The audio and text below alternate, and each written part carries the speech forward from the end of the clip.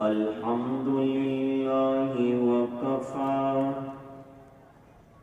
وسلام على عباده الذين اصطفى خصوصا على أفضلهم وخاتم النبيين محمد الأمين وعلى آله وصحبه أجمعين.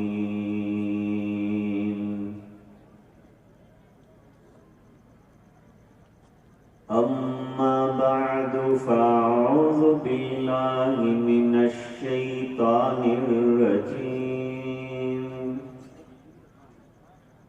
بسم الله الرحمن الرحيم.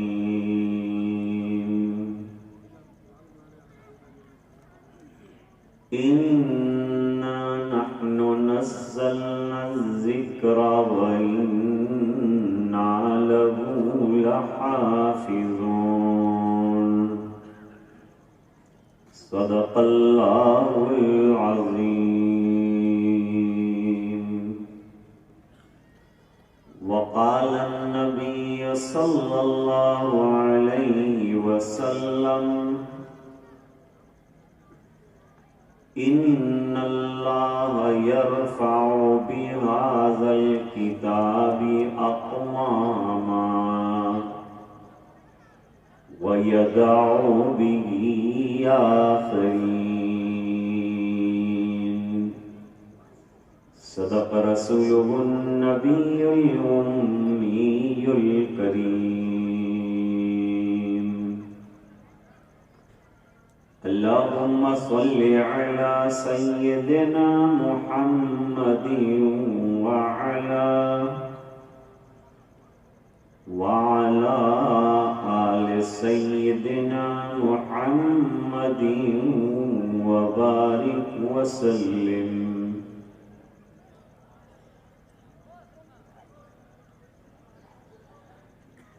آج کے اجلاس کے صدر باوقار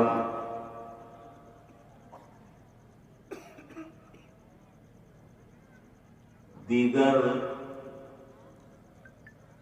جلیل القدر اور رفیع المرتبت حضرات علماء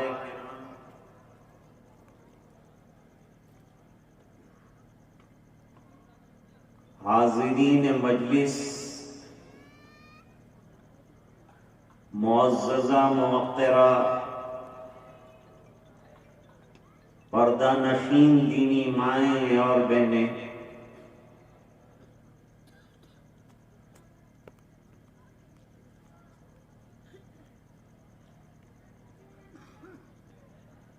آج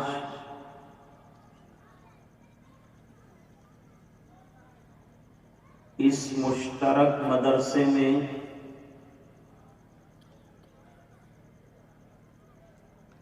جس میں طلباء بھی پڑھ رہے ہیں، طالبات بھی بخاری شریف تک کی تعلیم حاصل کر رہی ہیں،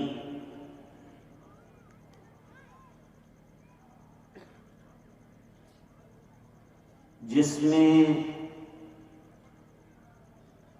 آج کے اجلاس میں 3 طلباء عزیز کے سر پر دستار حفظ باندھی جائے گی.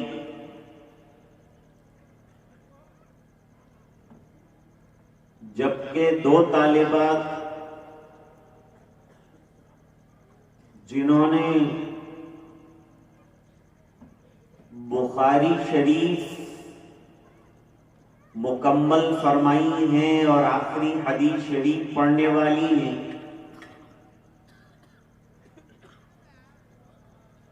ان کو خمار فضیلت دیا جانا ہے.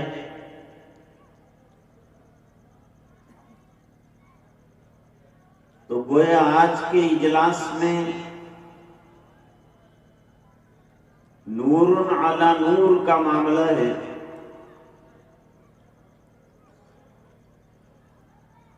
ایک طرف ختم قرآن کریم ہے، دوسری طرف ختم بخاری شریف ہے.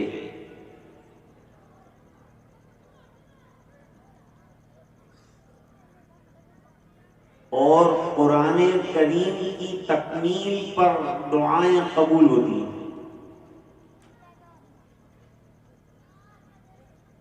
اسی طرح سے مصائب اور پریشانیوں کے موقع پر ختم بخاری کیا جاتا ہے.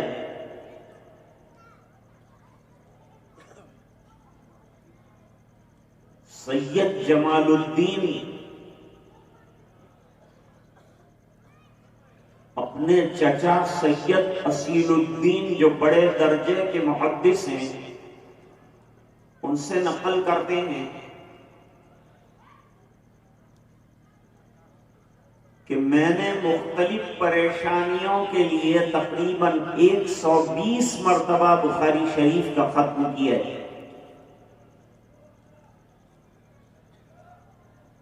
اور ہر بار اللہ تعالیٰ نے دعاؤں کو قبول فرمایا ہے.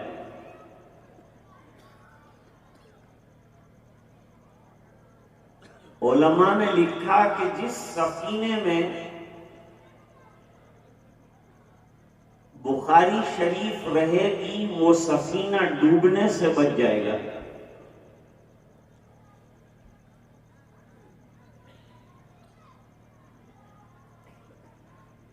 اور علماء فرماتے ہیں کہ جس زندگی میں بخاری شریف پر عمل رہے گا اس کی زندگی کا سفینہ بھی ڈوبنے سے بچ جائے گا.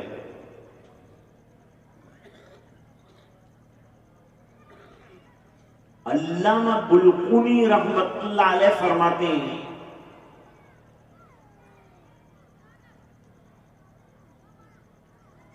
کہ بخاری شریف کو امام بخاری رحمت اللہ علیہ نے ایک معیار بنایا ہے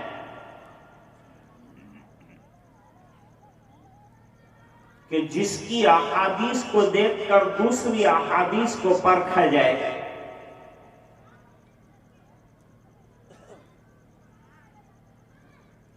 علامہ نابلسی رحمت اللہ علیہ فرماتے ہیں کہ امام بخاری رحمت اللہ علیہ نے اپنی کتاب پیش کر کے امید ظاہر فرمائی ہے کہ قیامت کے دن ان کا میزان عمل اس بخاری شریف کی وجہ سے وزنی ہوگا.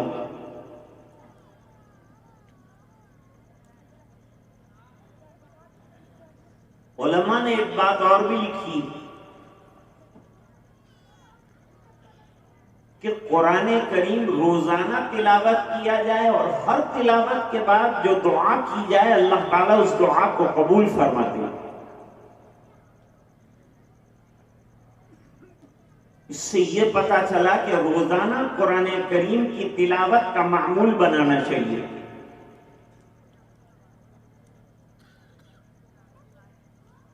حضرت امام بخاری رحمہ اللہ تعالی نے فضائل القرآن میں حدیث شریف نقل فرمائی ہے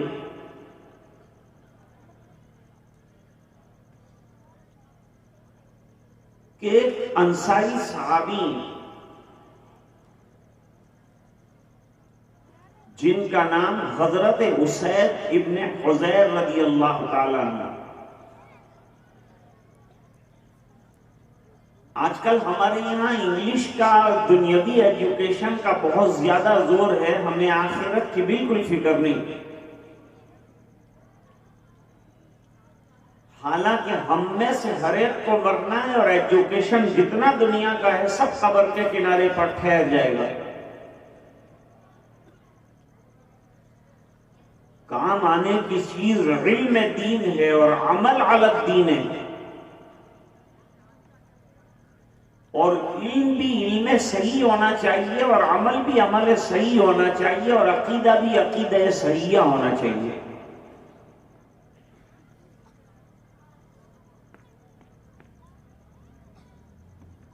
قرآن شریف دنیا کی زندگی میں بھی کام کا ہے.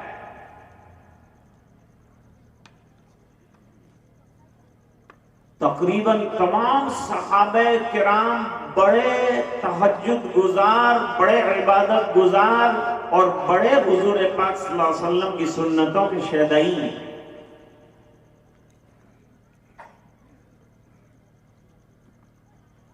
حضور پاک صلی اللہ علیہ وسلم نے فرمایا کہ میں اشعریین کی رات کی تہجد کی تلاوت سے ان کے گھروں کو پہچانتا ہوں۔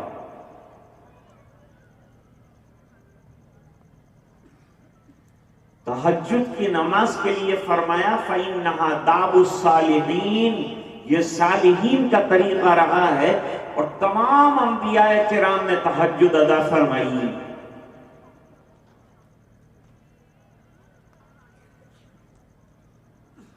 مدینہ منورہ کی خصوصیات میں سے ایک عجیب خصوصیت یہ ہے کہ ہماری بستیوں میں دن کے اندر زندگی نظر آتی ہے، چہل پہل نظر آتی ہے، اور مدینہ منورہ میں سرکار کے زمانے میں رات کو چہل پہل نظر آتی ہے۔ اور وہ چہل پہل کھانے پینے کی لائن کی نہیں ہوتی تھی، بلکہ وہ چہل پہل در حقیقت قرآن کریم کی تلاوت اور تہجد کی ہوتی تھی۔ حضرت اسید بن حضیر رضی اللہ تعالیٰ عنہ کا چھوٹا سا گھر، اللہ کے خزانوں سے لوٹنے کا وقت ہے تہجد، اور بے فضلہ تعالیٰ ہمارے یہاں مردوں سے زیادہ خواتین جو ہیں وہ تہجد کی پابند ہیں۔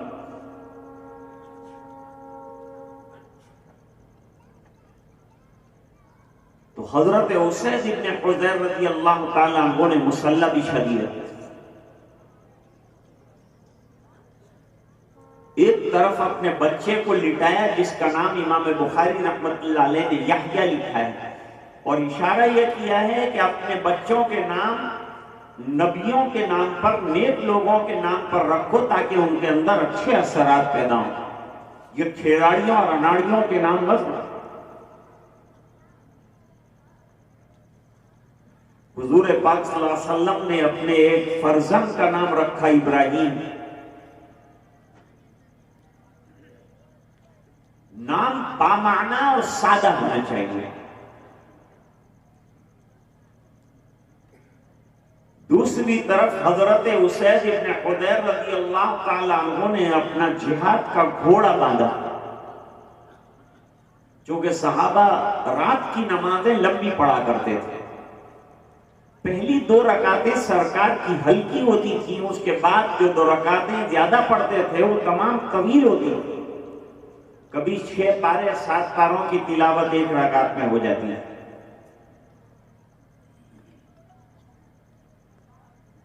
نماز شروع کر دی اور نماز طویل تھی اور سورہ کہف کی تلاوت شروع کی تھی۔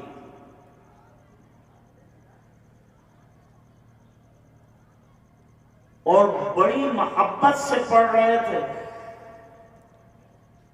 حضرت امام بخاری رحمت اللہ علیہ کے واقعات میں لکھا ہے کہ ایک مرتبہ نماز سے فارغ ہوئے اور نماز سے فراغت کے بعد شاگردوں سے کہا ذرا میرا کرتا اٹھاؤ، کوئی چیز مجھے ڈس رہی تھی، کاٹ رہی تھی۔ جب کرتا اٹھایا گیا تو ایک بھیڑ نے یا ایک بچھو نے تقریباً 16 جگہ پر ڈنک لگایا تھا، پورا جسم متورم ہو گیا تھا۔ شاگردوں نے کہا جلدی نماز ختم کر دیتے، فرمایا جو سورج شروع کر رکھی تھی وہ ختم کرنے کو جی نہیں چاہتا۔ میرے والد صاحب رحمت اللہ علیہ فرماتے تھے کہ قرآن کریم سے سچا عشق ہونے کی ضرورت ہے۔ ہمارا بچہ 4 سال کا ہو جائے اس کو قرآن کریم سے وابستہ کر دیجئے۔ طبرانی شریف کے اندر روایت موجود ہے کہ جب بچہ اچھی طرح بولنا شروع کرے سب سے پہلے اس کو قرآن کریم یاد کراؤ، ورنہ یہ دنیا کی زہریلی زندگی کے اندر اس کے زہر سے اثر کھا کر مر جائے گا، ختم ہو جائے گا۔ یہ زہریلی دنیا میں جائے اس سے پہلے اس کو قرآن کریم کے ڈوز دے دو، اس کو قرآن کریم کی تعلیم سے آراستہ کر دو، اس کے عقیدے کو انتہائی مضبوط کر دو، تاکہ دنیا میں کہیں بھی چلا جائے اس کے عقیدے کو کوئی چھیڑ نہ سکے۔ یہ کام مکاتب کرتے ہیں اور یہ کام مدارس کرتے ہیں۔ عقیدوں کی جڑوں کو مضبوط کرنا آج سب سے زیادہ ضروری کام ہے۔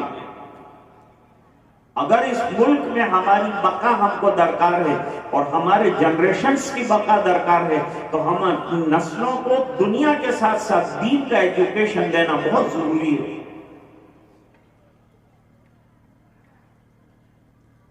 حضرت اسید رضی اللہ تعالیٰ عنہ نے لمبی قرات پڑھی، سورہ کہف کی تلاوت کر رہے تھے، اچانک دیکھا کہ گھوڑا بدک رہا ہے، رات کا آخری وقت ہو گیا تھا، تہجد ویسے بھی ختم کرنے کا وقت ہو گیا۔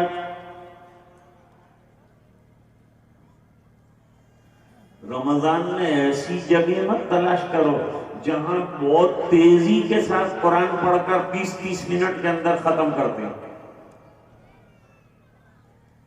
قرآن کریم ترتیل کے ساتھ اترا ہے اور ترتیل کے ساتھ پڑھا۔ ابھی یہاں قرائے کرام نے بہترین قرآن کریم ہم کو سنایا، ہم کو عش کرنا چاہیے کہ اللہ تعالیٰ نے کیسے قرآن ہم کو عطا فرمایا۔ اللہ تعالیٰ قرآن میں فرماتے ہیں وَرَتِّلِ الْقُرْآنَ تَرْتِيلًا، ہم نے قرآن کریم کو ترتیل کے ساتھ اتارا ہے۔ ترتیل کے معنی تجوید الحروف و معرفت الوقوف۔ دوسری جگہ فرمایا وَرَتَّلْنَاهُ تَرْتِيلًا، ہم نے قرآن کریم کو ترتیل کے ساتھ نہایت اطمینان اور سکون کے ساتھ اتارا ہے۔ سب سے پہلے حافظ قرآن اللہ، اس کے بعد مخلوق میں اور کائنات میں سب سے پہلے حافظ جناب رسول اللہ صلی اللہ علیہ وسلم ہے، پھر حضرات صحابہ کرام ہیں۔ پھر اللہ تعالیٰ نے ننھے بچوں کے سینے کو ایکوائر کیا اور اس کے اندر اپنی یہ بہترین کتاب اور قرآن کریم کو محفوظ کیا ان کے سینوں میں، اور اللہ تعالیٰ نے ان کو منتخب کیا۔ اس لیے آج قرآن جلایا جا رہا ہے۔ ابھی ٹرکش ایمبیسی کے سامنے جو ہے سویڈن کے ایک بے وقوف نے قرآن کریم کو بھڑ جلایا۔ کیا فرق پڑتا ہے ہم کو؟ قرآن کریم جتنے دنیا میں ہیں تمام جلا دو، لیکن کروڑ لوگوں کے سینوں میں قرآن کریم محفوظ ہے۔ اس طرح جلائے جاتے رہیں گے تو جواب کیا دو گے؟ جواب یہ دیں گے کہ تم قرآن کریم جلاتے جاؤ، ہم قرآن کریم کو سینے میں محفوظ کرتے جائیں گے۔ اس کا پازیٹیو جواب یہی ہے، ورنہ یہ لوگ ہمیں الجھا کر بھڑکا کر چاہتے ہیں کہ ہم لوگ جلوس نکالیں، ریلیاں نکالیں اور پھر یہ گولیاں چلا کر ہم کو نشانہ بنائیں۔ ان کے مقصد میں ان کو کامیاب مت ہونے دو۔ ہم اپنے مشن میں انشاءاللہ کامیاب رہیں گے۔ ترکی نے جب وہاں قرآن کریم جلایا گیا، جلانے کے بعد ترکی نے اعلان کیا کہ اس سال ہمارے ملک میں جتنے بچوں نے حفظ قرآن کریم کیا ہے وہ تمام کے تمام جو ہیں جمع کیے جائیں۔ چنانچہ ننھے بچوں کو جمع کیا گیا تو ان کی تعداد تقریباً 850 تھی۔ 850 students and children, they were حافظ القرآن، وہ حافظ قرآن تھے۔ ان میں 80 سے زیادہ تو بچیاں تھیں۔ ان کو انعامات سے نوازا گیا اور وہاں کے وزیر نے کہا قرآن کریم جلانے کا یہی جواب ہے کہ تم ایک قرآن کریم جلاؤ گے، ہم 800 حافظ تیار کر کے رکھ دیں گے۔ موجودہ دور میں اور آج اور ہمارے ملک میں اسلام کی بقا کا دار و مدار اسکولوں پر نہیں ہے، اسلام کی بقا کا دار و مدار مکاتب کے اوپر ہے اور مدارس کے اوپر ہے، جہاں اللہ کا نام سکھایا جاتا ہے، جہاں اللہ کے رسول صلی اللہ علیہ وسلم کی سنتیں بتائی جاتی ہیں۔ یہ اخلاق کے مخزن ہیں، گہوارے ہیں، انسانیت اور مردم شناسی اور مردم سازی کی فیکٹریاں ہیں. جب گھوڑا بھدکنے لگا تو حضرت اسید ابن حضیر رضی اللہ تعالیٰ عنہ نے نماز کو مختصر کر دیا. موقع اور محل کے اعتبار سے مختصر بھی کیا جا سکتا ہے نماز. مختصر کر دیا, سلام پھیر دیا. سلام پھیرا, چونکہ اب ماں بہنیں بھی موجود ہیں تو ان کو بھی کچھ نہ کچھ سنانا ہے. اکثر اور بیشتر یہ کہا جاتا ہے کہ اسلام میں عورتوں کی کوئی حیثیت نہیں ہے. میں یوں کہتا ہوں اسلام سے پہلے عورتوں کی کوئی حیثیت نہیں تھی. جو حیثیت بنی وہ اسلام کے آنے کے بعد بنی. جو مقام عورتوں کو آج عطا کیا گیا ہے وہ اسلام کی طرف سے عطا کیا گیا ہے. شہزادہ چارلز جو بریٹن کا شہزادہ ہے, اس نے آکسفورڈ یونیورسٹی میں بڑے بڑے پادری بیٹھے ہوئے تھے, ان کے سامنے بیان دیا کہ میں نے اسلام کو اسٹڈی کیا ہے اور اسلام میں عورت کو جو پوزیشن دی ہے اس کو اسٹڈی کیا ہے اور میں نے مطالعہ کیا ہے اور میں اس نتیجے پر پہنچا ہوں کہ پوری دنیا کے ریلیجن مل کر عورت کو کچھ دینا چاہیں تو وہ نہیں دے سکتے جو اسلام نے دیا ہے. وہ مقام نہیں دے سکتے جو اسلام نے دیا ہے. اس کی چھوٹی سی مثال حدیث سے پیش کرتا ہوں. ماں اور بہنوں کو اپنا مرتبہ اور اپنا مقام سمجھنا چاہیے. آج بچیوں نے بہترین تقریر کی اور الحمدللہ علم حاصل کر کے 2 بچیوں نے تو ختم بخاری شریف تک کا مرحلہ طے کر لیا. بڑی کتاب ہے بخاری شریف, اصح الکتب بعد کتاب اللہ تحت عدیم السماء. اگر کوئی کتاب ہے تو بخاری شریف ہے. محمد ابن زید مروزی شافعی مسلک کے بزرگ ہیں. وہ بیت اللہ کے قریب سوئے ہوئے تھے. خواب دیکھا انہوں نے, حضور پاک صلی اللہ علیہ وسلم تشریف لائے اور ان سے کہا خواب کے اندر کہ کب تک امام شافعی رحمت اللہ علیہ کی کتاب پڑھتے رہو گے؟ تو کہا حضور کیا پڑھو؟ کہا میری کتاب پڑھو. کہا آپ کی کتاب کون سی ہے؟ فرمایا محمد ابن اسماعیل کی جامع البخاری میری کتاب ہے. اس سے اندازہ ہوتا ہے کہ بخاری شریف کا مرتبہ اور بخاری شریف کا مقام کیا ہے. اور خود امام بخاری رحمت اللہ علیہ کا مرتبہ اور مقام کیا ہے. 22 تو ثلاثیات لائے ہیں حضرت امام بخاری رحمت اللہ علیہ.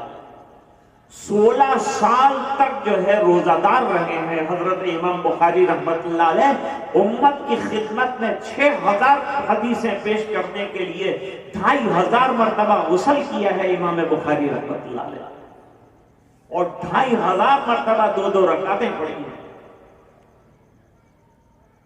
اپنی بخاری کو رنگ دینے کے لیے اور اس کی غرابت اور اس کی عجائبات اور اس کی خوبیاں اور کمالات تک اس کو پہنچانے کے لیے کبھی کبھی ایک رات میں 20 مرتبہ اٹھے حضرت امام بخاری رحمت اللہ علیہ. چراغ جلایا, کچھ لکھا بخاری پر, پھر سو گئے. ایسا 20 مرتبہ کیا. اور 40 سال تک تو حضرت امام بخاری رحمت اللہ علیہ نے روٹی کے ساتھ سالن نہیں کھایا. آپ سوچو اور غور کرو کہ کون سا دن تھا کہ جس دن ہم نے تنہا روٹی کھائی ہے اور سالن نہیں کھایا.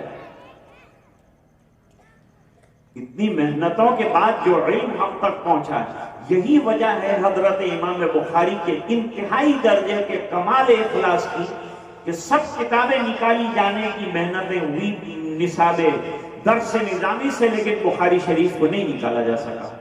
بلکہ بخاری شریف پر اختتام کے بعد ہی فاضل کی اور عالم کی اور عالمہ کی سند دی جاتی. جس کی نظر پڑ گئی بخاری سے گزر گئی, اس کا کام ہو گیا, اس کا بیڑا پار ہو گیا. تو عرض کر رہا تھا کہ سلام پھیرا, اور ہاں وہ بات عرض کر رہا تھا کہ عورت کا مرتبہ اور مقام سرکار کی نظر میں کیا رہا. ایک مرتبہ حضور پاک صلی اللہ علیہ وسلم نے نمبی نماز پڑھانے کا ارادہ کیا, اور اس زمانے میں رات کی نمازوں میں عورتوں کو آنے کی اجازت تھی کہ رات کو خواتین آیا کریں. صرف مسجد نبوی میں خواتین کو آنے کی اجازت تھی.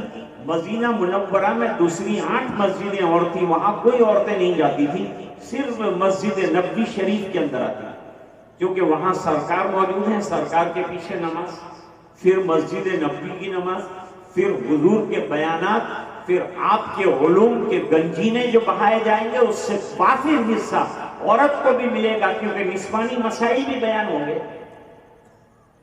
جہاں مردوں کے لیے مسائل بیان ہوتے تھے، وہاں عورتیں اور خواتین کے لیے بھی مسائل بیان ہوتے تھے. بلکہ خواتین نے حضور پاک صلی اللہ علیہ وسلم کے دربار میں درخواست کی کہ اللہ کے رسول، جیسے یہ صحابہ بیٹھے رہتے ہیں اور بیٹھ کر روزانہ علم آپ کے پاس وحی کا حاصل کرتے ہیں، ہم کو ہفتے میں ایک دن معین فرما دیجئے، اور معین کر کے جو ہے اس میں خصوصی جو مسائل ہیں عورتوں کے سلسلے کے وہ بیان فرمائیے. چنانچہ آپ صلی اللہ علیہ وسلم نے اس پیشکش کو منظور فرمایا اور ہفتے میں ایک دن عورتوں کی تعلیم کا رکھ دیا. معلوم ہوا تعلیم نسواں بھی انتہائی طور پر ضروری، ورنہ نمازیں کیسے درست ہوں گی ماں بہنوں؟ بعض مخصوص مسائل ہیں، وہ مخصوص مسائل جو عورتوں کے ساتھ ہیں، وابستہ اور خاص ہیں، وہ ان کو سیکھنے پڑیں گے نماز سے پہلے، ورنہ نماز درست نہیں ہو. طہارت کے مسائل ہیں، اور بھی بہت سے مسائل ہیں جو خاص طور سے نسوانیت کے لیے. سرکار نے ایک لمبی نماز پڑھانے کا ارادہ کیا، خاتونیں پیچھے تھیں. تھوڑی تلاوت ہونے کے بعد آپ نے ایک بچے کی رونے کی آواز سنی، بچہ رو رہا ہے. حضور پاک صلی اللہ علیہ وسلم نے فوری طور پر نماز کو مختصر کر دیا، مختصر قرات کے ساتھ نماز کو اختتام پذیر کر دیا. تو صحابہ کو بڑا تعجب ہوا، اللہ کے رسول آپ نے بہت جلدی نماز کو ختم فرمایا وہ بچے کے رونے کی آواز سنی تو مجھے یہ خیال آیا کہ بچے کی نماز ضرور موجود ہے مجمع کے اندر، نماز کے اندر. جب میں بے چین ہوا تو ماں کتنی بے چین ہوئی ہوگی. ماں کی بے چینی کو دیکھتے ہوئے، ایک خاتون کی بے چینی کے دیکھتے ہوئے نبی نے اپنی بہترین نماز کو مختصر فرمایا. بتلائیے اس سے بڑھ کر عورتوں کا مقام کیا ہو سکتا ہے کہ سرکار دنیا سے جا رہے تھے تو حضرت ابو بکر جیسے دلدار صحابی بھی موجود، اور حضرت فاروق اعظم جیسے جری صحابی بھی موجود، اور حضرت عثمان غنی بھی موجود، اور حضرت علی کرم اللہ وجہہ بھی موجود. ان تمام حضرات کے موجود ہوتے ہوئے گود میں اگر سر نظر آتا ہے تو ایک خاتون کی گود میں نبی کریم صلی اللہ علیہ وسلم کا سر مبارک نظر آتا ہے، اور وہ مریم اسلام حضرت عائشہ رضی اللہ عنہ. اس سے حضرت عائشہ رضی اللہ تعالیٰ عنہ کے مرتبے کا اندازہ لگایا جا سکتا ہے. بخاری شریف کی صحیح روایت ہے، فضائل عائشہ رضی اللہ تعالیٰ عنہ کے اندر حضرت امام بخاری رحمہ اللہ تعالیٰ نے یہ حدیث نقل فرمائی،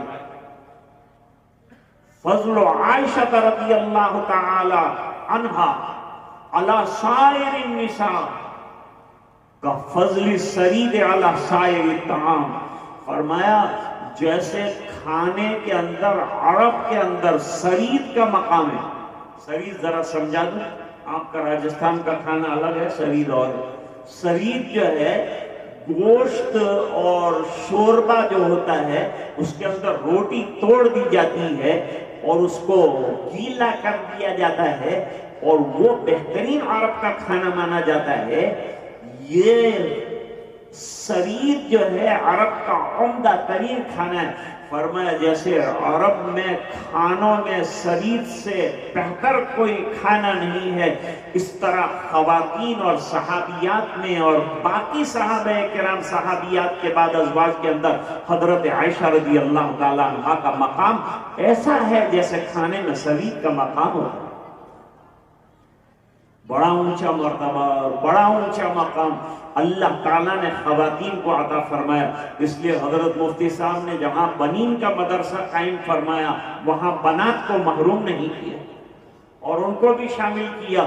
اور بڑی بات یہ ہے کہ آج جو پروگرام ہوئے اس میں لڑکا تو تقریر میں رکا لیکن لڑکیاں نہیں رکی، وہ بے دھڑک بولتی چلی گئیں اور بہترین تقریریں انہوں نے پیش کی. کل مفتی صاحب کی بیٹی سے میں نے عربی میں تقریر سنی، چھوٹی سی بچی ہے لیکن بہترین اور بے باک طریقے پر علماء کے سامنے جو ہے کھڑے ہو کر اس نے تقریر کی. اللہ نے بڑا ٹیلنٹ اور بڑی صلاحیتیں ہمارے جنریشن کے اندر اور ہمارے بچوں کے اندر رکھی. یہ مائک ایسا ہوتا ہے کہ بولنے والوں کو گونگا کر دیتا ہے، لیکن عجیب و غریب بات یہ ہے کہ یہ بچیوں کو اساتذہ نے اور استادیوں نے اور معلمات نے کتنا تیار کیا ہے کہ الحمدللہ مائک کے سامنے بے دھڑک آ کر کے اپنا بیان دیتی ہیں اور اپنی مافی ضمیر کو ادا کرتی ہیں. یہ ٹیلنٹ ہے، ان کے دینی ٹیلنٹ کو اجاگر کیجیے. عرض کر رہا تھا کہ حضرت اسید بن حضیر رضی اللہ تعالیٰ عنہ باہر نکل اور باہر نکل کر حضرت اسید بن حضیر رضی اللہ تعالیٰ عنہ نے ادھر دیکھا ادھر دیکھا، کوئی چیز نظر نہیں آئی، تو پھر نظر آسمان پر چلی. جب آسمان پر نظر ڈالی حضرت اسید رضی اللہ تعالیٰ عنہ نے تو روشنیوں کا ایک سائبان آسمان کی طرف اوپر اٹھتا ہوا نظر آیا. سائبان نظر آیا، روشنیاں جھلمل جھلمل آسمان کی طرف جا رہی ہیں. شاید یہ دیکھ کر تھوڑا بدک گیا ہوگا، وہ روشنیاں نیچے آ رہی ہیں. اب یہ معمہ حل کیسے ہو؟ کون اس کو سولو کرے گا؟ ایسے مسائل تو علماء سولو کرتے ہیں. یہ بی اے والے کا کام نہیں اور بی ایس سی والے کا بھی کام نہیں ہے، یہ تو علماء کا کام. ملک میں اور دنیا میں جتنے بڑے بڑے فتنے اور بڑے بڑے حالات آئے ہیں، ان میں سب سے پہلے سینہ سپر ہونے والے دنیا کے کوئی لوگ نہیں تھے، وہ علماء تھے جو سینہ سپر ہو کر فتنوں سے لڑے. اور الحمدللہ آج ہم انہی کی قربانیوں کی نتیجے میں دین پر قائم ہیں اور یہ مساجد آباد ہیں اور یہ مدارس آباد ہیں. اور یہ مدارس اگر ویران ہو جائیں گے تو ملک ویران ہو جائے گا، ختم ہو جائے گا ملک. کیونکہ دیش کو اچھے انسانوں کی ضرورت ہے. شراب سے بچائے گا تو مدرسہ، جوئے سے بچائے گا تو مدرسہ، برائیوں سے بچائے گا تو مدرسہ، خرابیوں سے بچائے گا تو مدرسہ. اور دیش کو چاہیے اچھے لوگ، دیش کو چاہیے اچھے انسان، دیش کو چاہیے شریف لوگ. تو یہ شریف اگر چاہیے تو مکتب میں آ جاؤ، مدرسوں میں آ جاؤ، وہاں شرافت آپ کو خزانوں کی طرح نظر آئے گی، وہاں شرافت نظر آتی ہے.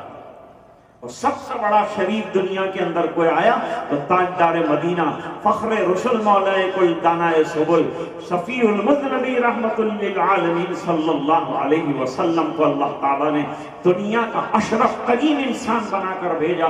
اور بہترین کتاب جو اشرف ترین کتاب ہے وہ قرآن کریم کی شکل میں بھیجی اور فرمایا تم پرواہ مت کرو کہ یہ دین ختم ہوگا، تم ہٹ جاؤ گے دین سے.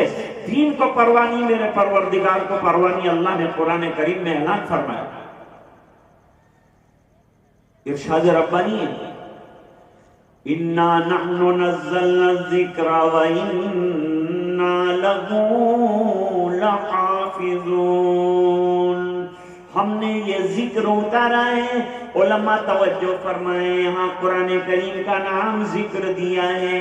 اور ذکر کرنے کی چیز ہوتی ہے، ذکر کو عمل میں لانے کی ضرورت ہوتی ہے.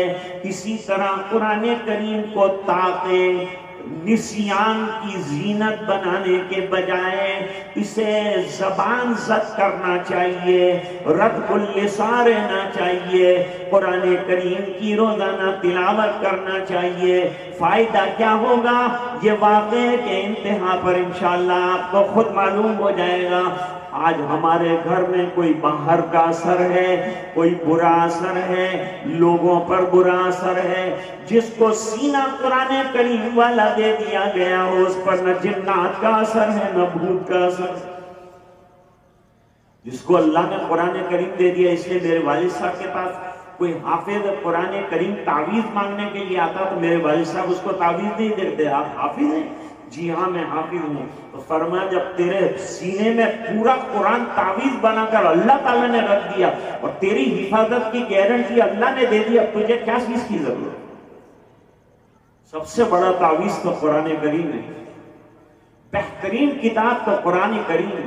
ان ھذا القرآن یہدی للتی ہی اقوم وَيُبَشِّرُ الْمُؤْمِنِينَ الَّذِينَ يَعْمَلُونَ الصَّالِحَاتِ ان لکم اجرا کبیرا،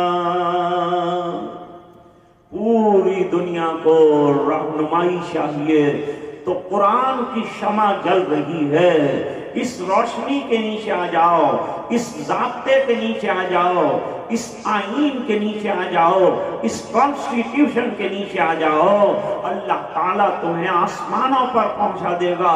قرآن آسمان سے آیا، جو اسے سینے سے لگائے گا اڑ کر قرآن اسے آسمان پر پہنچا۔ تنزلی، ذلت، پستی، یہ سب ہمارا کام نہیں ہے۔ وَلِلَّهِ الْعِزَّةُ وَلِرَسُولِهِ وَلِلْمُؤْمِنِينَ وَلَكِنَّ الْمُنَافِقِينَ لَا يَعْلَمُونَ۔ کیا اچھی بات کہی۔ حضرت اسید ابن حضیر رضی اللہ تعالیٰ عنہ کے لیے ملجا و ماوا، سوالات کے جواب دینے کا ایک ہی ٹھکانہ ہے۔ وہ ٹھکانہ کون سا ہے؟ تاجدار مدینہ جناب رسول اللہ صلی اللہ علیہ وسلم کے دربار میں حاضر ہو جائیں، سب مسائل کا حل وہیں ہے۔ اے لقائے تو جواب ہر سوال، مشکل تو حل شود بے قیل و قال۔ سرکار کے دربار میں چلے جائیے، سب سوالوں کا جواب ہو جائے گا۔ فجر کی نماز ہو، ایک عجیب واقعہ آپ کو سناتا ہوں جس سے حضرت فاروق اعظم رضی اللہ تعالیٰ عنہ کے مرتبے کا علم ہوگا کہ روحانی مقام حضرت فاروق اعظم رضی اللہ تعالیٰ عنہ کا کس قدر ہائی لیول کا ہے۔ حضرت علی رضی اللہ تعالیٰ عنہ نے خواب دیکھا۔ خواب میں یہ دیکھا کہ حضور صلی اللہ علیہ وسلم کے پیچھے مسجد نبوی شریف میں نماز پڑھی، اور خلافت کا زمانہ حضرت عمر کا۔ نماز پڑھنے کے بعد ایک کھجور کا بیگ آیا بڑا۔ There was a very big bag of dates۔ کھجور کا بڑا ایک بیگ آیا، وہ رکھا گیا سرکار کے سامنے۔ آقا کا طریقہ یہ ہے کہ خود گرنی بھی جو آیا ویٹ دو گا نہیں، سرکار تو موجودین کو کھلاتے تھے، پھر سب سے اخیر میں کھاتے تھے۔ یہ حضور پاک صلی اللہ علیہ وسلم کی اخلاق عالیہ کا بڑا عمدہ نمونہ ہوتا تھا۔ نیا پھل آیا تو بچے کو دے دیتے تھے، اور کھجوریں آئی بھائی ہدیے کی ہے کہ صدقے کی ہے؟ صدقے کی ہے تو اس کے ضرورت مند لوگوں کو تقسیم ہوتا تھا، ہدیہ ہے تو سرکار صحابہ کے ساتھ مل کر استعمال کرنا تھا۔ اب وہ بڑا بیگ ہے، نماز پڑھنے والوں کی تعداد بھی بڑی، آج ہماری کمزوری یہ ہے کہ ہم نماز میں بھی کچے ہیں۔ جس نماز پر دنیا میں کامیابی کا وعدہ فرمایا اسی میں ہم کچے، مسجدیں پکی پکی بناتے جاتے ہیں، نمازیں کچی کچی ہوتی جاتی ہیں۔ ان کا عالم کیا تھا؟ عین لڑائی میں اگر آ گیا وقت نماز، قبلہ رخ ہو کے زمین بوس ہوئی قوم حجاز، ایک ہی صف میں کھڑے ہو گئے محمود و ایاز، نہ کوئی بندہ رہا نہ کوئی بندہ نواز۔ ابھی آپ کو معلوم ہے کہ عرب میں کتنے حالات ہیں، عرب والوں پر بے شمار حالات ہیں، پوری دنیا سے، مالی اعتبار سے، اقتصادی اعتبار سے، پولیٹکس کے اعتبار سے، سیاست کے اعتبار سے حالات ہیں، لیکن دو چیزوں نے ان کو بچا کے رکھا، دو خوبیاں، دو کمالات ان میں ایسے پائے جاتے ہیں جس نے ان کو بچا رکھا ہے۔ وہ چیزیں اگر ہماری زندگیوں میں بھی آ جائے تو یہاں کے حالات بھی ہمیں پریشان نہیں کر سکتے۔ تم دیے باد مخالف سے نہ گھبرائے عقاب، تم دیے باد مخالف سے نہ گھبرائے عقاب، یہ تو چلتی ہے تجھے اونچا اڑانے کے لیے، گھبرانے کی کوئی بات نہیں، مایوس ہونے کی کوئی ضرورت نہیں۔ ہمارے پاس اللہ نے ایسی ایسی نعمتیں اور ایسے خزانے دیے ہیں کہ ہمیں کنگال ہو جانے کی اور دنیا کے سامنے ہاتھ پھیلانے کی کوئی ضرورت نہیں۔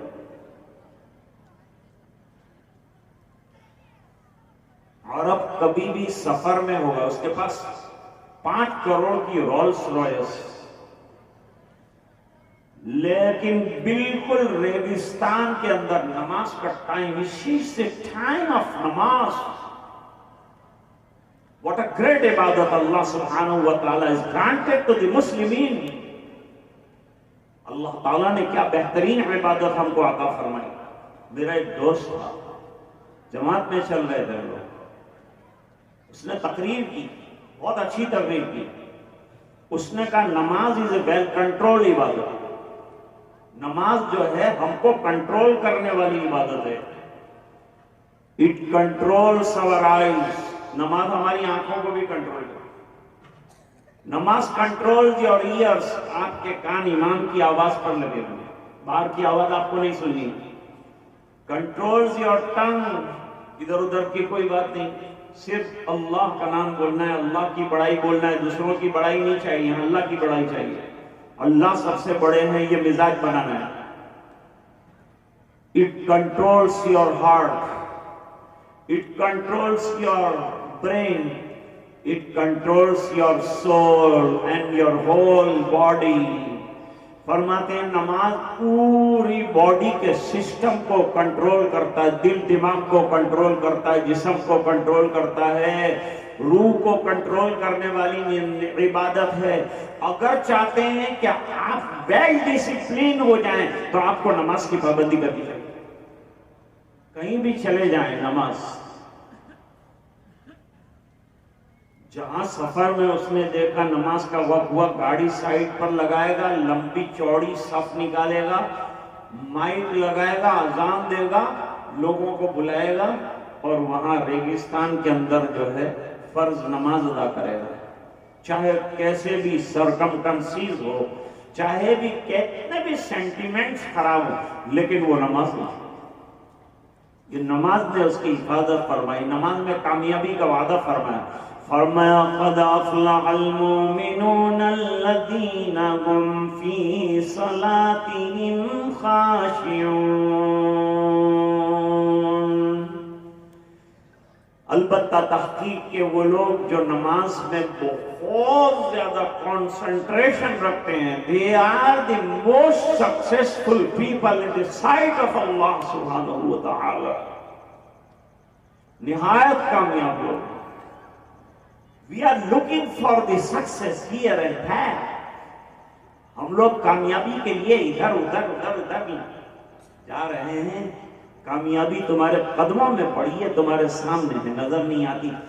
کوئی کہہ رہے ہم تو برسوں سے پڑھتے تو جیسی پڑھنی چاہیے ایسی پڑھ کے دیکھو. صحابہ ایک ایک نماز پڑھتے تھے، کامیابی کے سہرے ان کے گلوں میں بندھ جاتے تھے.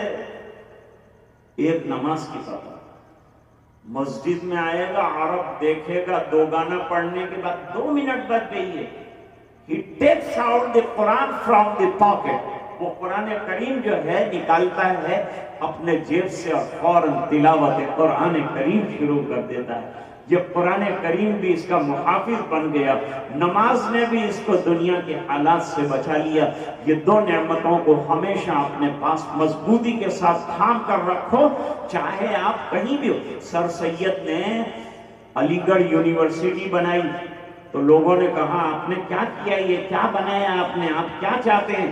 کہا کہ آبجیکٹ میرا یہ ہے کہ یونیورسٹی میں لائر تیار ہوں، انجینئر تیار ہوں، پائلٹ تیار ہوں، ڈاکٹرز تیار ہوں.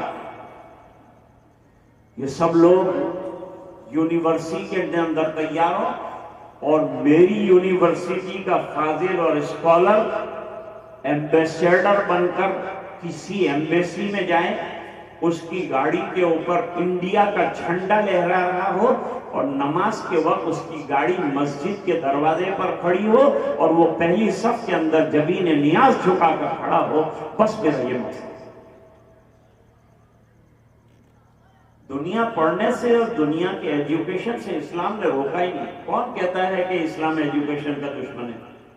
ایجوکیشن آپ حاصل نہیں کرتے ہیں وہ آپ کا پرابلم ہے، اسلام کا پرابلم نہیں ہے. وہ جو چیز انسانیت کے لیے ایجوکیشن کے نام پر مفید ہے اس کو حاصل کرنے میں کوئی حرج نہیں. اس کو کوئی بھی روکے گا نہیں، کوئی عالم اس کو نہ نہیں کہے گا۔ جمعیت کے بڑے بڑے اسکول چل رہے ہیں، وہاں انجار کے اندر بہت بڑا جو ہے کیمپس چل رہا ہے جمعیت کا، اور الحمدللہ علماء ہمیشہ جو ہے اس کو جو ہے وہ آگے بڑھاتے ہیں اور اس کے سلسلے کی تشہیر کرتے ہیں کہ پڑھاؤ اپنے بچوں کو۔ لیکن ایک بات کہتے ہیں کہ ہمارا بچہ ڈاکٹر بھی ہو، لائر بھی ہو، انجینئر بھی ہو، لیکن وہ اچھا مسلمان بھی ہو، بہترین مسلمان ہو، یہ بھی ہونا چاہیے۔ تو یہ دو چیزوں نے ان کو بچا رکھا ہے۔ یہ کون کہتا ہے؟ یہ میں نہیں کہتا، یہ شرح بخاری میں حضرت مفتی سعید صاحب پالنپوری رحمت اللہ علیہ نے تحریر فرمایا ہے۔ خیر، تو عرض کر رہا تھا کہ حضور پاک صلی اللہ علیہ وسلم نے سب کو ایک ایک کھجور دی۔ حضرت علی بھی آئے، ان کو بھی ایک کھجور ملی۔ کھجور بڑی لذیذ تھی، روزانہ جو کھجوریں کھاتے ہیں اس سے بالکل مختلف ہے۔ اس کا ٹیسٹ اور اس کا ذائقہ بڑا انوکھا، لیکن رعب سرکار کا ایسا ہے کہ مانگ نہیں سکتے، دوسری دے دیں سرکار، دوسری کھجور دینے میں سرکار کو تو کوئی پرابلم نہیں تھا، لیکن وہ مانگا نہیں، بیٹھے رہے۔ یہ خواب کا مسئلہ تھا۔ صبح ہوئی، نماز میں گئے، حضرت عمر رضی اللہ عنہ خلیفہ، اس زمانے جو خلیفہ ہوتا تھا وہ امام ہوتا تھا، ہمارے جو کنڈم ہوتا ہے اس کو امام بناتے ہیں، بہترین امام۔ لوگ کہتے ہیں پہلے جیسے امام نہیں، تو پہلے جیسے مقتدی کہاں ہے؟ بولا ہوں،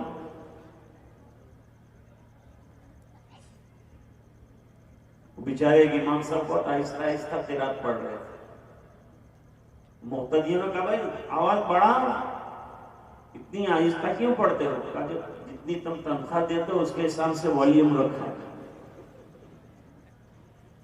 تنخواہ بڑھا تو آواز بھی بڑھے گی، باقی تم جتنی تنخواہ دیتے ہو اس کے حساب سے آواز برابر۔ اب حضرت علی رضی اللہ تعالیٰ عنہ نے نماز پڑھی، حضرت فاروق اعظم رضی اللہ عنہ خلاف توقع نماز کے بعد حضرت عمر رضی اللہ عنہ دیوار مسجد نبوی سے ٹیک لگا کر بیٹھے، اور رات کو جس رنگ کا بیگ حضور کی خدمت میں لایا گیا تھا ایسا حضرت عمر کی خدمت میں لایا گیا۔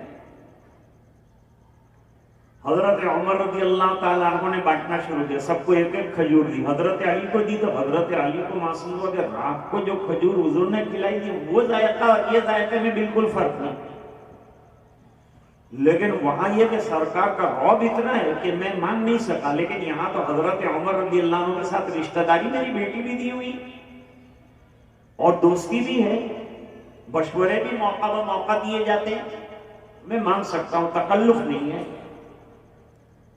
حضرت علی دھیرے سے اٹھے اور جا کر کے حضرت فاروق اعظم رضی اللہ تعالیٰ عنہ سے کہا امیر المومنین ایک کھجور اور عنایت فرمائیں، تو مسکرائے حضرت عمر رضی اللہ تعالیٰ عنہ اور یہ فرمایا کہ رات کو اگر حضور نے تجھے دوسری کھجور دی ہوتی تو میں بھی تجھے دوسری کھجور دیتا۔ اس سے اندازہ لگائیے کہ حضرت عمر رضی اللہ تعالیٰ عنہ کو کیسے پتا چلا حضرت علی کے خواب کا روحانی مرتبہ، روحانی مقام کتنا عالی شان ہے۔ بہرحال حضرت اسید بن حضیر رضی اللہ تعالیٰ عنہ فجر کی نماز کے بعد تاجدار مدینہ جناب رسول اللہ صلی اللہ علیہ وسلم کی خدمت میں حاضر ہوئے، اور رات کا پورا ماجرا، میں ختم کر رہا ہوں بات کو، تو پورا ماجرا بیان کیا کہ یہ عالم رہا سرکار، وہ روشنیوں کا سائبان اوپر جاتا ہوا نظر آیا مجھے جو پہلے نیچے آ رہا تھا۔ حضور پاک صلی اللہ علیہ وسلم نے عجیب و غریب جواب ارشاد فرمایا۔ آپ نے فرمایا رات کو کیا تم تہجد میں تلاوت قرآن کریم کر رہے تھے؟ جی ہاں، میں قرآن پڑھ رہا تھا۔ فرمایا تمہارے قرآن کریم پڑھنے کی وجہ سے سکینہ اور رحمتیں تمہارے گھر پر نازل ہو رہی تھیں، اتر رہی تھیں۔ اگر تم پڑھتے رہتے تو میں فجر کی نماز کے بعد قرآن کی تلاوت پر رحمتوں کا نزول گھروں کے اندر ہوتا ہے، صحابہ کرام کو دکھا دیتا۔ معاملہ کلین اور کلیئر ہو کر حضرت امام بخاری رحمۃ اللہ علیہ فرماتے ہیں کہ قرآن کریم کی تلاوت سے جہاں ایک حرف پر 10 نیکیوں کا ثواب ملتا ہے، وہاں رحمتوں کا نزول اور گھر میں بارشیں ہو جاتی ہے، رحمت کی برکتیں ہو جاتی ہیں ہمارے گھروں کے اندر تلاوت قرآن کریم کی وجہ سے۔ یہ تو پہلا حق ہوا۔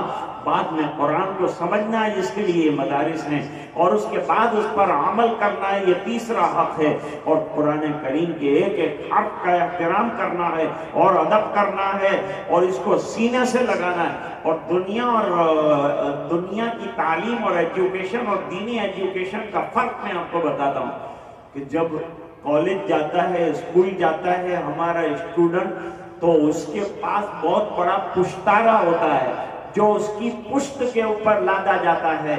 مثل الذین حملوا التوراۃ ثم لم يحملوها کمثل الحمار يحمل اسفارا، کہ گدھے جتنا کتابوں کا بوجھ بیچارہ گردن کے اوپر اور اپنی پشت کے اوپر لاد کر لے جاتا ہے۔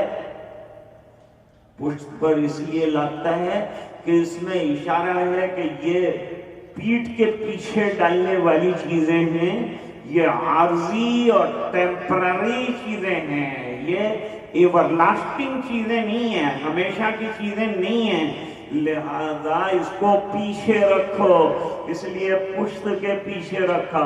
اور جب چھوٹے بچے کو تختی لے کر اور قرآن شریف لے کر مدرسے بھیجتے ہیں تو سینے سے لگانا سکھاتے ہیں کہ سینے سے لگا کے جا بیٹا، اس لیے کہ اگر سینے میں تیرے قرآن رہے گا تو تیری دنیا بھی بن جائے گی اور تیری آخرت بھی بن جائے گی۔ خیر، آج کی بات کو ختم کرتے ہیں اور دعا کرتے ہیں کہ اللہ تعالیٰ جو حافظ ہو رہے ہیں ان کو تا دم حیات قرآن کریم سے وابستہ رکھے، اس کے دور کرنے کی توفیق عطائے، جس پر بڑی روایتیں ہیں جس کا وقت نہیں ہے بیان کرنے کا، اور کافی دیر بھی ہو چکی، آپ بہت دیر سے منتظر ہیں، عشاء کی نماز باقی ہے جو ادا کرنی ہے، اس کے بعد کھانے کا ایک مرحلہ ہے وہ بھی طے کرنا ہے۔